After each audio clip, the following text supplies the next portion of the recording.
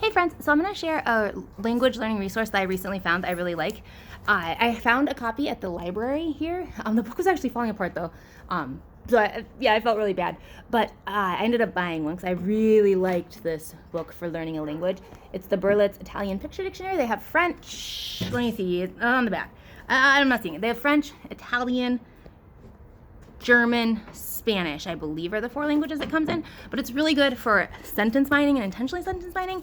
And I am just beginning. I did this with Hindi, where I made a bunch of flashcards and then I studied one each day when I was ready to start learning. So in March, I'm just preparing. But I did take this one on our walk today, so I was practicing it while we were walking the stroller. And oh, there's a cat rolling. Look, there are the cats out there. So these are the sentences, and I'll show you how I use sentence mining and flashcards. This is one way. There's another way that I'll talk about a little bit too. But so the sentences are, and I don't know the grammar, I don't know anything really. Our dog is trying to chase the cat away. Per pranzo il gatto mangia un panino ed una mela. And I am practicing listening a lot to get the pronunciation down, and I'll listen to specific words and videos more. My pronunciation is not going to be good for a long time, but that is a goal early on, is to get the pronunciation and understand it. Mi piace, that's not right. Mi piace fare le lezioni. C'è avventura.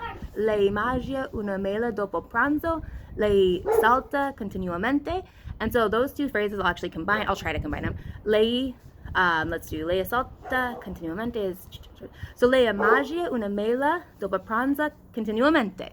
And I could also do lei salta dopo pranzo. Per pranzo il gatto mangia un panino ed una mela. I could do lei mangia un panino ed una mela dopo pranzo. So what I'm doing is I'm taking the sentences. She eats an apple after breakfast and mixing it with the cat eats an apple, a sandwich and an apple for breakfast. So I'm saying I'm taking that and combining them to something different. And then she jumps rope continually or again and again. I'm saying she eats an apple after breakfast again and again, or she jumps rope after breakfast. So then lei salta dopo pranzo. So I'm just using the sentences and trying to come up with what I can. And I'm actually gonna send this to a friend who speaks Italian and see if the sentences make sense and have her correct, if she's up for it, correct the ones that don't make sense. So that's one way to sentence mine. Another one that I really like and worked really well for me with Hindi and vocabulary, because Hindi vocabulary is so different from English. So the other way to sentence mine, especially if your vocabulary, which mine for Italian is not, for Italian I do need to do this and figure out which words are cognates for which languages and keep Italian and Portuguese separate, especially, and then not confuse Spanish and Italian. That's what I need to do specifically. I don't necessarily need to learn more cognates, if that makes sense.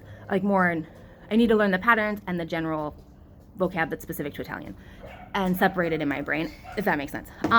But so what I'll do is another form of sentence mining, I believe, or using sentence frames. And that would be, so I'll take something like, probably from this book again. I've marked several that I really liked, but I'll take an easy one is I like to blank after breakfast. So that'd be an easy one. So mi piace, jump rope, I don't remember that. Mi piace maggio una mela pranzo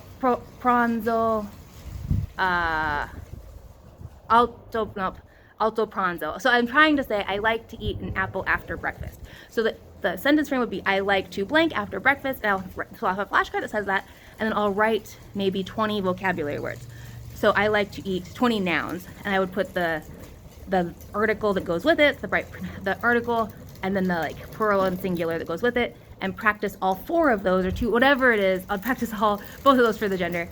For the singular and plural, I practice both of those with each sentence. And then each card maybe have 2 sentences on it, maybe 1 sentence. If it's 2 sentences, maybe fewer vocabulary words, but just kind of creating sentences like that and just practicing. So I don't do it. I did it when I was doing Hindi, I rode my bike to work, so I do one card every day on the way to work.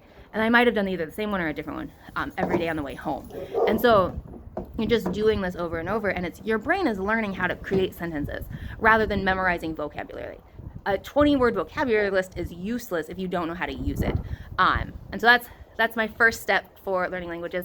And for those of you that I've sent a video to about, actually I think it's both Spanish, so this book is available for those languages, but the video I sent to you for the 1000 A1 word list with the sentences, that's all. If you don't have this book, if you don't want to get the book, it's on Amazon. I got mine for, I think I ended up getting it for $5 with shipping, including shipping, but it goes up to like 80, like they'll sell it out quick, and then there'll be like $80 ones. So wait until it's cheap, or use the Google A1, or on YouTube, Google A1 phrases, A1 vocabulary phrases with sentences, something like that for your language, and then use those sentences to create your sentence frames and to create flashcards or whatever tool works best for you, to create whatever tool you will use to sentence frame or to sentence mine sentences. So for those of you that I sent the Spanish to, this is a process, like the next step in the process. But as you're listening, create those flashcards. So